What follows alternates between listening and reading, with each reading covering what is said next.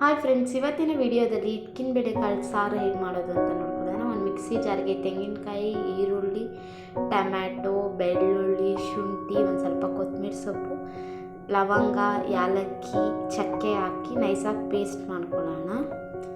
Paste ಮಾಡ್ಕೊಂಡ್ಮೇಲೆ ಒಂದು ಕುಕ್ಕರ್ಗೆ ಒಂದು ಸ್ವಲ್ಪ ಎಣ್ಣೆ ಹಾಕಿ ಈರುಳ್ಳಿ ಹಾಕಿ ಚೆನ್ನಾಗಿ ಬ್ರೌನ್ ಆಗೋ ತನಕ ಫ್ರೈ ಮಾಡ್ಕೊಳ್ಳೋಣ.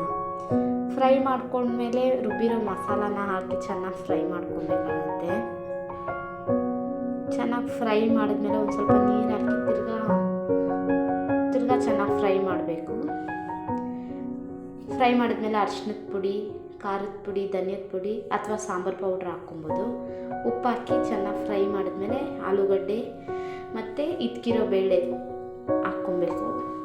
ಹಾಕ್ಕೊಂಡ್ಮೇಲೆ ಒಂದು ಸ್ವಲ್ಪ ನೀರು ಹಾಕಿ 2 ವಿಷಿಲ್ ಕೂಗಿಸ್ಕೊಬೇಕು.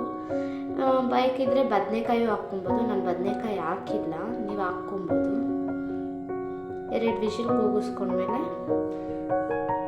ಸಾಂಬಾರು ನೋಡಿ ಎಷ್ಟು ಚೆನ್ನಾಗಿ ಆಯಿಲ್ ಬಿಟ್ಕೊಂಡು ಎಷ್ಟು ಚೆನ್ನಾಗಿ ಬಂದಿದೆ ಅಂತ ಹೇಳ್ಬಿಟ್ಟು ಇದ್ರ ಜೊತೆ ಬಿಸಿ ಬಿಸಿ ಮುದ್ದೆ ತಿಂತಾಯಿದ್ರೆ ಚೆನ್ನಾಗಿರುತ್ತೆ.